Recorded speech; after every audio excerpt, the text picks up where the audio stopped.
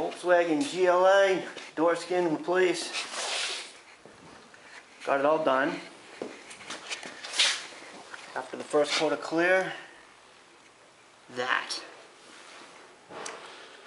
And little tracks all the way down to there.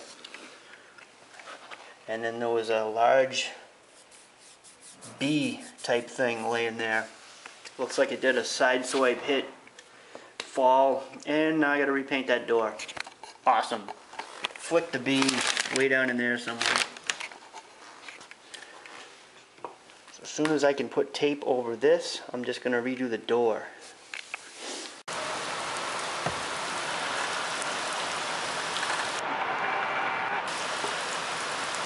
Yes, that's hail.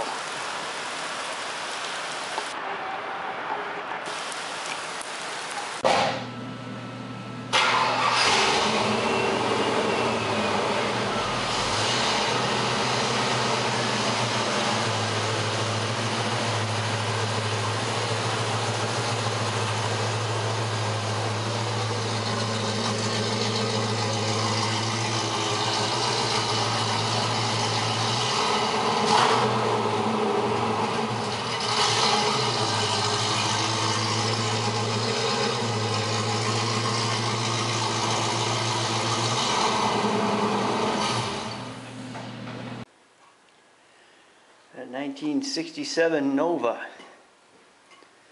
Very nicely built. Pretty set up mechanically.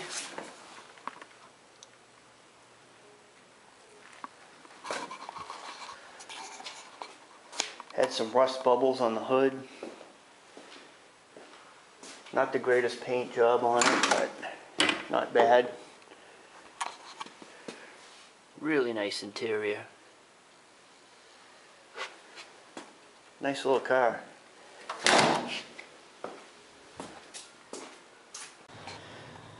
Well, not much battery left, but let's see. Pretty much I'm going to blend out some white sealer over the primer areas and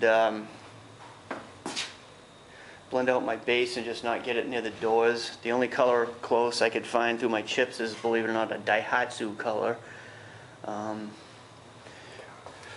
Fairly simple paint job. It's more about edging it out. Used a lot of the fold over tape and used a little foam tape here and there, and as you can see, it doesn't stick well, it falls off. Just gonna seal it up as good as I can because the underneath of the hood is black and I'm spraying white. Let's see what happens.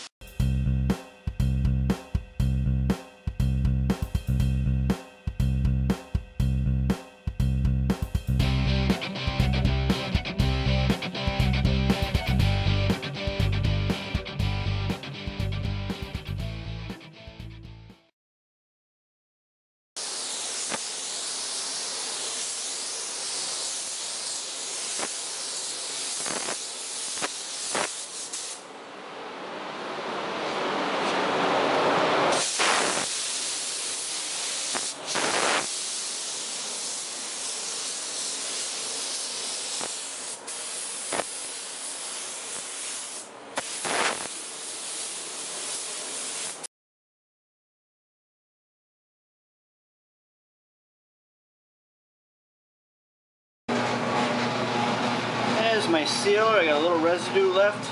I want to melt that sealer edge on the back door of that Subaru. So I'll use a little bit of blending solvent.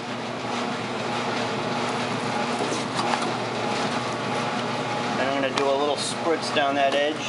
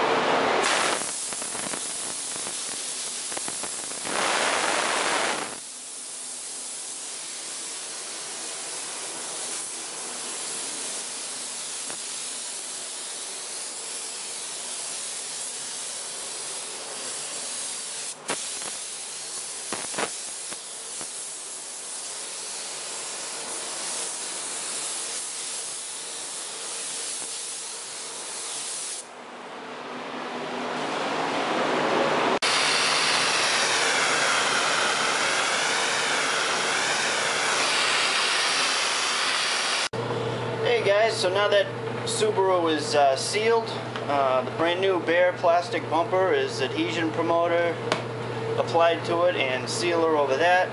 I use dark color, so I use a dark sealer. Now I'm going to, that was what I applied there last, was what PPG calls a blending bed. Now I'm going to put code H1Q Subaru, strain it.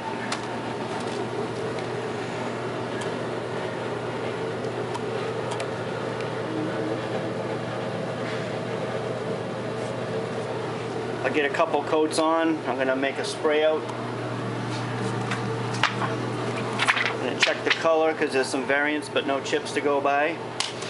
And I'll start blending that door. The blending bed, to anybody that hasn't seen me do that, is it just sets everything up as a nice, even, consistent base for the metallics and the pearls in here to just lay out the same all the way across. It's a big help sometimes.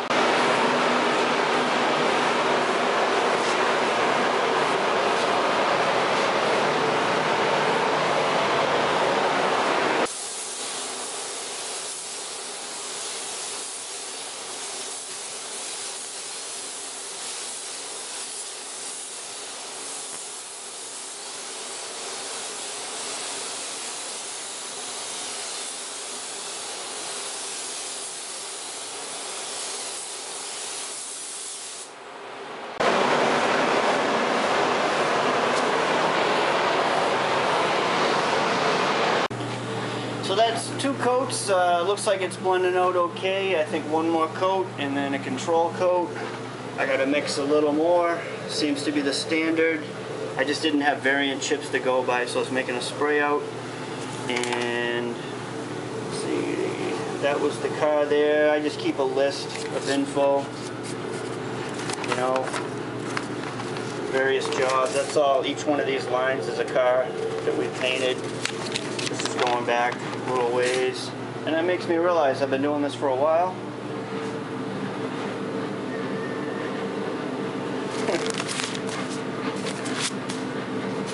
Just a little while.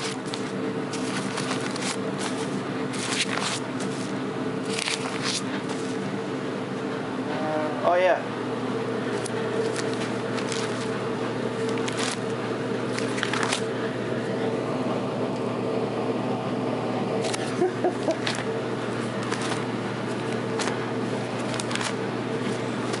Started keeping a list according to this back in the early 90s. So a little more of this color, we just put in a little bit of rich blue, a little bit of 409 deep black, some 475 medium lenticular metallic, some 476 coarse lenticular metallic, T444 Bordeaux red, 491 matte base, and some 4281 yellow. And because it's very humid today, it's raining, I added my reducer, I added my water, 1-to-1 with this 492 adjuster. This is more of an alcohol or something. Just helps the waterborne dry a little faster on a humid day. Let's mix this up.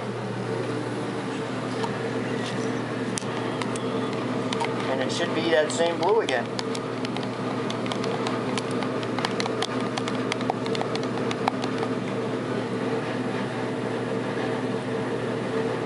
Not bad. Strain it and spray it.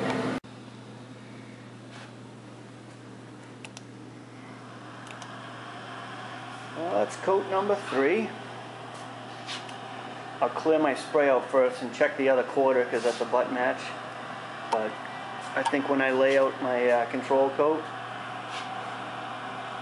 I should just about be okay. It's got a wicked red flip to it. Unbelievable. Goes from blue to red. I'm going to cut this down to about 70 psi, and that should give me 17 pounds at the gun for my control coat, as opposed to the 29 pounds at the gun I was spraying at.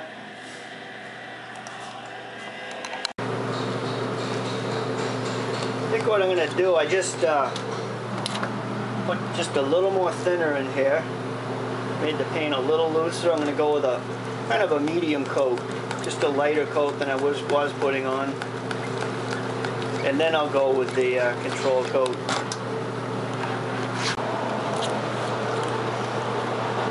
First 3 coats, I kind of went into that the back of the quarter there, just the back edge of the door, and as I was swinging in, angled towards the quarter, I'd cut in with the trigger just a little, shooting the overspray over the quarter, not over the area that I'm blending into. And I think on this lighter coat, I'm going to come by, and as I'm triggering off, I'll just kind of go like that a little bit, just run that a little further into the door, and that'll help with the blend. And then drop the pressure down for the control coat, and that's just kind of the same, but I'm going a little closer and a little faster. And that should do it.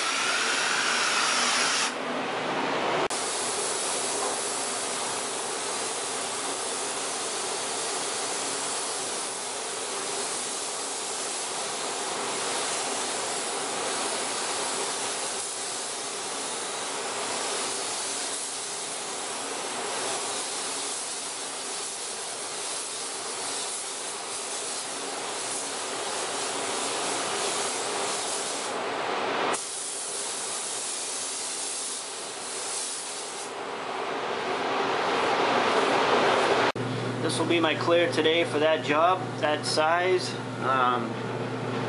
With that hardener, it's just a little slow for what I'm doing. I could use that. I just have to wait a lot longer in between coats. I'm going to cocktail in just a little bit of that, not too much, because it won't spray as nice if I put too much of that in. So 2 coats.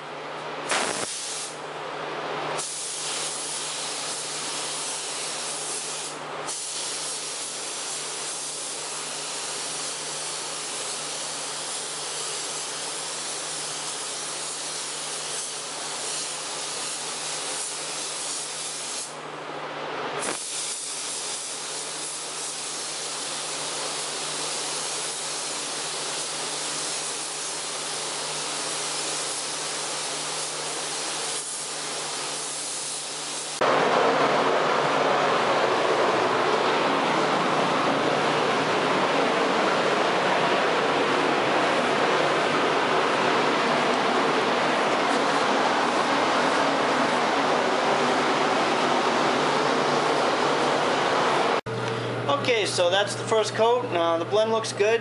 I don't care how good the blend is. I can always see where they are. It's just the way it is when you're the painter.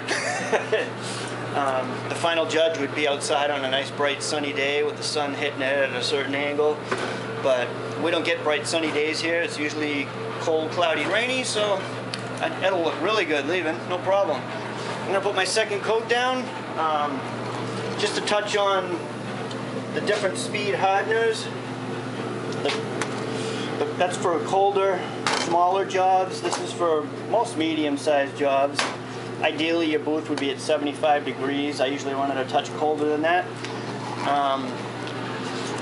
New painters often think, alright, if I go with a faster hardener, the job will come out, it'll dry quicker and everything, but what the problem is, you end up, paint doesn't go on as loose. It goes on a little drier, so you got to put it on heavier, and then you get a lot of trapped solvent, so it actually takes much longer to dry, and it's probably going to die out and have no gloss by the time you're done.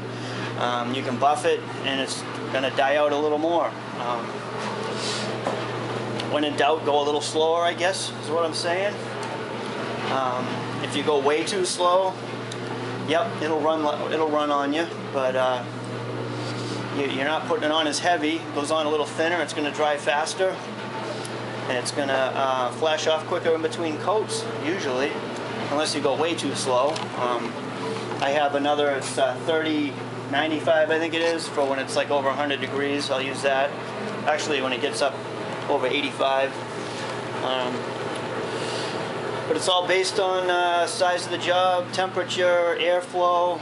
You got to kind of get a feel for it as you're doing it. All right, that's enough yapping about that.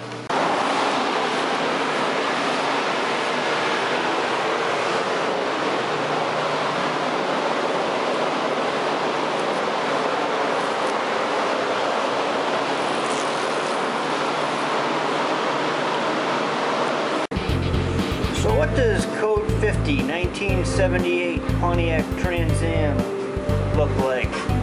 Code 50, it's called Gold Poly.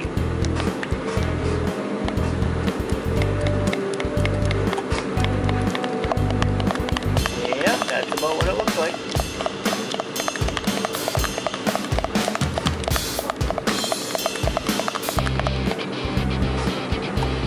Now I gotta make a spray out and see if it matches. We're just doing a small area on this car.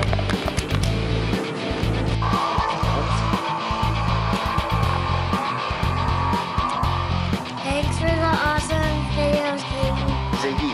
Thank you. Yep, we're liking your video. Burnouts. What's cool than burnouts?